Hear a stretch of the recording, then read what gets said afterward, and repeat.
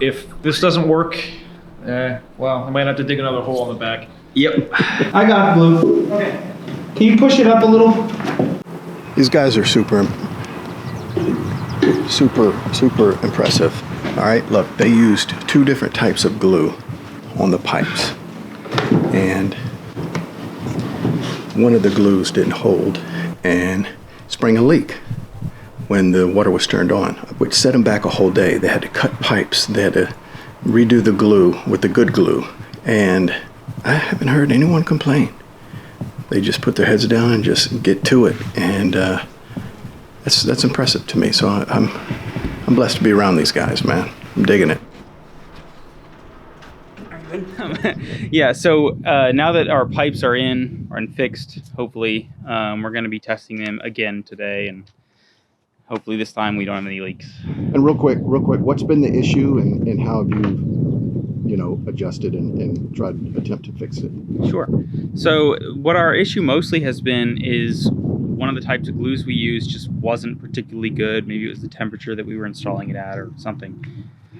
So we have cut out most of the stuff that's bad, done repairs on certain stuff that certain things we could repair, some of them we had to cut out and redo. So we just, depending on what the problem was, where it was, we cut certain things out, repaired other things, and now hopefully we should be good. We've gone through like 3 rounds of this at least now. I'm hoping this is the last one. Okay. So right now I'm hooking up the vacuum to our drain line. So the reason why I'm doing this is we have one little itty bitty leak left that I'm aware of in a drain right under the floor, right about here. So a short, maybe 2 or 3 feet from this drain line. So we went and cut open the nearest drain line to attach a vacuum to. I'm gonna pull a vacuum on the whole house. I have to seal it at every other opening. Pull a vacuum on the whole house. From there, once I get a vacuum on this, I'm gonna go in with the primer. I'm gonna prime around it. The vacuum pressure should suck the primer through the leak into the pipe and prime the whole walls of the wall of the leak tunnel, I guess. After we put the primer on, I'm gonna go and put a thinner glue on it as well, and then the vacuum should hopefully pull that glue through and coat the walls of the leak channel and make it smaller, and ideally seal it up. So we're gonna do that once, twice, maybe 3 times, and by the end of it, ideally, no more leak. I'm hoping that that takes, because I really don't want to have to replace this one. To replace that single T that the issue is in, we're going to have to replace the T next to it and the T next to that T. So it's just sort of a bunch of lines all running through joists. It'll be a giant pain, and I don't want to do it. So I'm hoping that this will actually resolve the issue and we don't have to worry about it. Oh, it's still leaked? Yeah. Okay. So today, Alex has already cut it out. He's reinstalling it, and then... Did it leak a lot, or was it just enough to let... drip every 10 seconds or more, But that's enough to rot the floor out, so... You could maybe go a little more north. Okay. Well.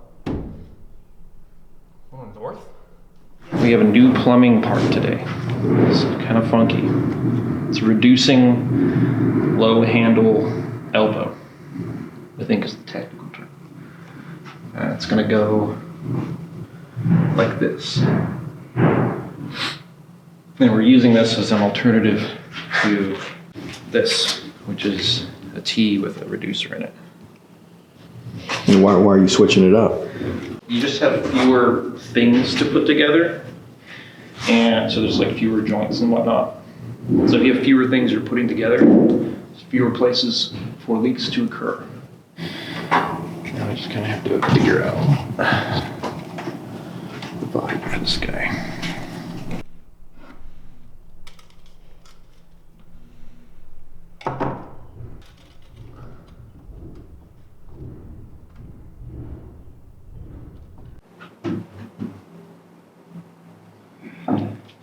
Here it comes.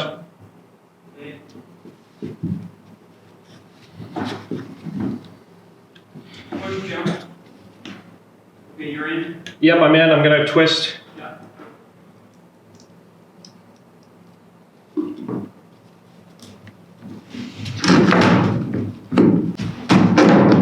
we go.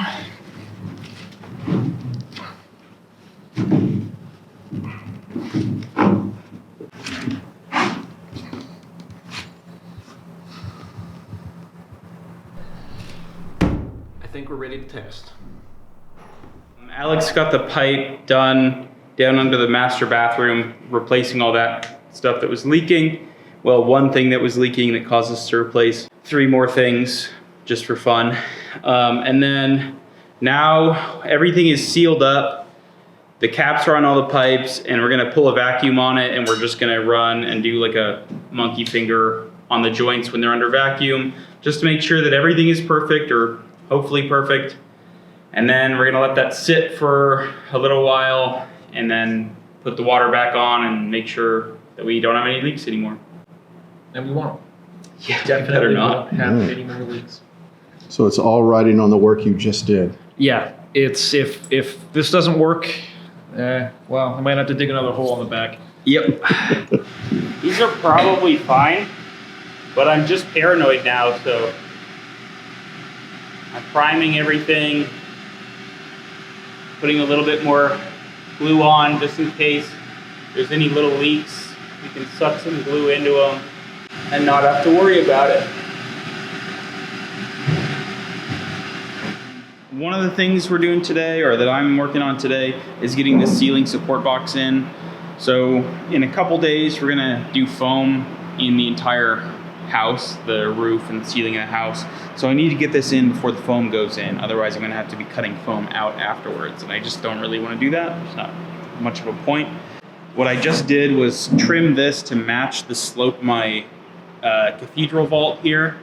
Then I'm gonna be I gotta install these 2 pieces of wood onto here like this, so they get screwed in from the back. One on this side, one on the back side. And I'm gonna go back up there, install it into the ceiling, and then this will be in, and we're good to go for getting foam in later this week. And we can get our final penetration in the roof done. That'll probably wait till Monday, but at this point, nothing is blocking us to move forward with foam. So. And then can you real quick just lay out why you went with this type as opposed to like the the traditional? Yeah, like a built-in. Yeah.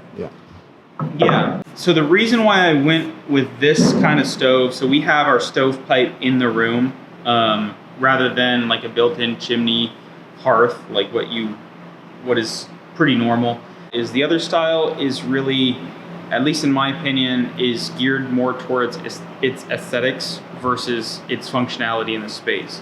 So we don't have gas here. All of our heating and cooling is electric.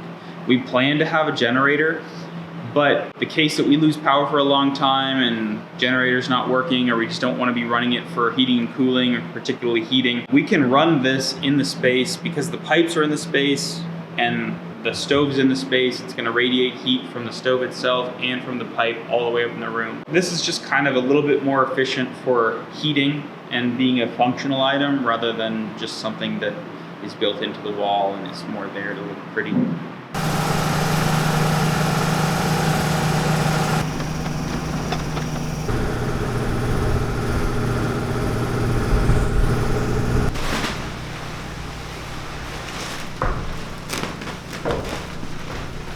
They do a combination because you get some of the benefits from foam, but then it lowers the cost of doing it in all foam.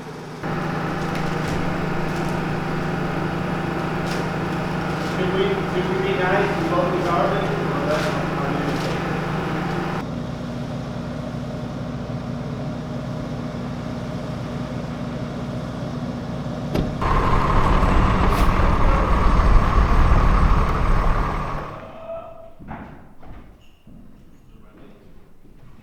No? You know what makes me really big and strong? What's that?